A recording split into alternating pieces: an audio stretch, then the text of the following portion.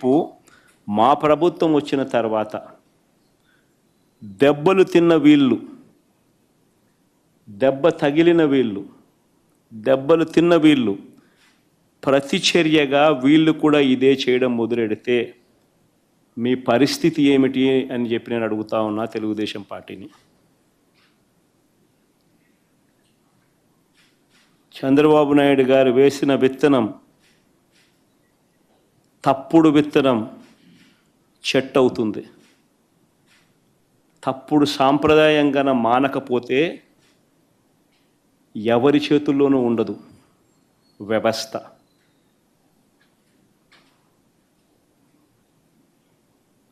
చాలా అంటే చాలా తప్పు చేస్తూ ఉన్నాడు చంద్రబాబు నాయుడు. ఈరోజు దెబ్బ తగిలిన ప్రతి ఒక్కడు రేపొద్దున ఇదే కొనసాగిస్తే మా ప్రభుత్వం అధికారంలోకి వచ్చిన తర్వాత చంద్రబాబు నాయుడు పరిస్థితి ఏమిటి, తెలుగుదేశం పార్టీ పరిస్థితి ఏమిటి? ఎల్లకాలం ఇవే రోజులు ఉండవు. ఈరోజు పైన మీరున్నారు, మళ్ళీ 4 ఏళ్ళకు 3 ఏళ్ళకు కిందికి మీరు వస్తారు, మేము పైకి పోతాం.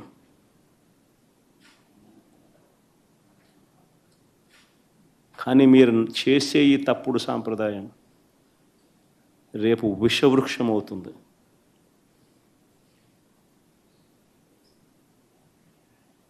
నేను చెప్పినా కూడా మా వాళ్ళు రేపు పొద్దున వినే పరిస్థితి ఉండదు. దెబ్బ తగిలినోనికి ఆ బాధ తెలుస్తుంది.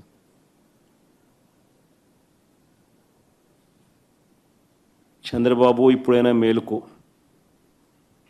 తప్పు తెలుసుకో, తప్పుడు సాంప్రదాయాన్ని సరిదిద్దుకో.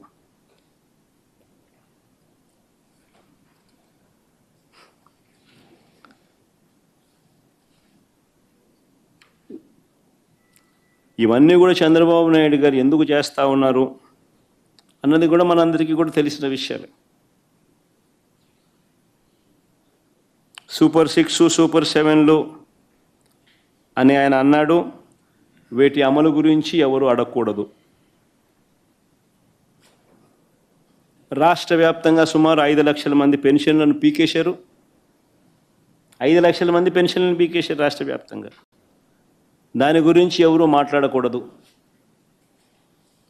గత ఏడాది ఎగరగొట్టి మళ్ళీ ఈ ఏడాది జూన్ 21వ తారీఖున రైతు భరోసా ఇస్తామన్నారు. ఇంతవరకు అతి గతి లేదు. ఇప్పుడు దాని గురించి ఎవరు కూడా మాట్లాడకూడదు, అడగకూడదు. ఎందుకు ఇవన్నీ చేస్తూ ఉన్నాడంటే ఇందుకే చంద్రబాబు. ప్రతి మహిళకు నెలకు 1500, సంవత్సరానికి 18,000 చొప్పున ఇస్తామన్నారు. గత ఏడాది ఎగరగొట్టాడు, ఈ ఏడాది అంతే. దాని గురించి ఎవరు మాట్లాడకూడదు, అడగకూడదు.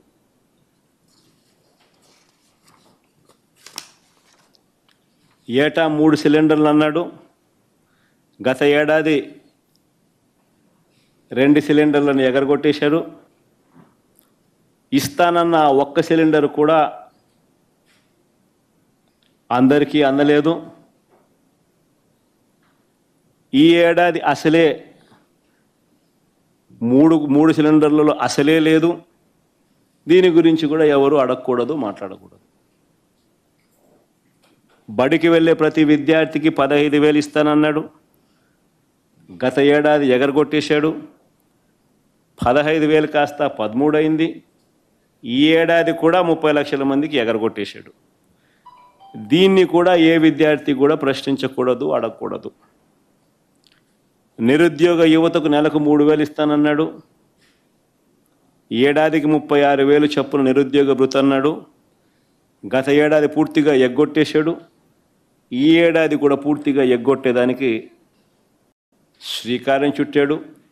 ఎవడు దీని గురించి మాట్లాడకూడదు, అడగకూడదు. 50 ఏళ్ళు దాటితే పెన్షన్ అన్నాడు. 50 ఏళ్ళు దాటితే 48,000 మీ చేతుల్లో పెడతానన్నాడు. గత ఏడాది ఎగ్గొట్టాడు. ఈ ఏడాది ఎగ్గొట్టే కార్యక్రమమే చేస్తూ ఉన్నాడు. ఎవరు అడగకూడదు, ఎవరు ప్రశ్నించకూడదు. రాష్ట్రంలో ప్రజలందరికీ కూడా ఎన్నికలప్పుడు ఏమన్నాడు? వైజాగ్ షికారుకైనా పోవచ్చు అన్నాడు. శ్రీకాకుళం వాళ్ళు తిరుపతికైనా రావచ్చు అన్నాడు. తిరుమల వెంకటేశ్వర స్వామి దర్శనం చేసుకోవచ్చు అంటాడు. తిరుపతి వాళ్ళు, రాయలసీమ వాళ్ళు విశాఖపట్నానికి షికారుకైనా పోవచ్చు అంటాడు. అక్కడ సింహాచలం గుడికైనా పోవచ్చు అని అంటారు. ఈరోజు ఎక్కడికి వెళ్ళినా ఫ్రీ బస్సు కాస్త సంవత్సరం అయిపోయింది. ఆ బస్సు హామీ గాలికి ఎగిరిపోయింది, ఇంకా అమలు కాలేదు. ఈయన పండగల మీద పండగలు డేట్లు చెప్తా పోతున్నాడు. పండగలు గడిచిపోతూ ఉన్నాయి, డేట్ మాత్రం రావడం లేదు. అయినా దీని గురించి ఎవరు మాట్లాడకూడదు, అడగకూడదు. సూపర్ 6, సూపర్ 7 మాత్రమే కాదు, ఫీజు రీయింబర్స్మెంట్ రూపేణా ఇది అన్నిటికన్నా దారుణం. పిల్లల చదువులు ఈరోజు చంద్రబాబు నాయుడు గారి పుణ్యాన పిల్లలు చదువులు మానేసి పనులకు పోతా ఉన్న పరిస్థితి ఈరోజు రాష్ట్రంలో ఉంది. చంద్రబాబు నాయుడు గారి పుణ్యాన 6 త్రైమాసికాలకు సంబంధించి పెండింగ్. 2024 జనవరి, ఫిబ్రవరి, మార్చ్ త్రైమాసికంతో మొదలెడితే జనవరి, ఫిబ్రవరి, మార్చికి సంబంధించిన త్రైమాసికం నువ్వు మామూలుగా మేలో ఇవ్వాలి. అప్పుడు ఎన్నికలని పోస్ట్పోన్ అయితే ఆ రోజు నుంచి ఈ జూన్ 30వ తారీఖున లెక్కేసుకుంటే 6 త్రైమాసికాలు, 4200 కోట్లు బకాయిలు. 700 × 6 త్రైమాసికాలు. వసతి దీవెన కింద ప్రతి ఏప్రిల్ 1100 కోట్లు ఇవ్వాలి. 2 ఏప్రిల్ గడిచిపోయాయి, 2200 కోట్లు బకాయిలు. వసతి దీవెన కింద ఆ 2200 కోట్లు కూడా ఈ 4200 కోట్లకు కలిపితే 6400 కోట్లు బకాయిలు. ఈ 6400 కోట్లకు గాను ఇచ్చింది కేవలం 750 కోట్లు.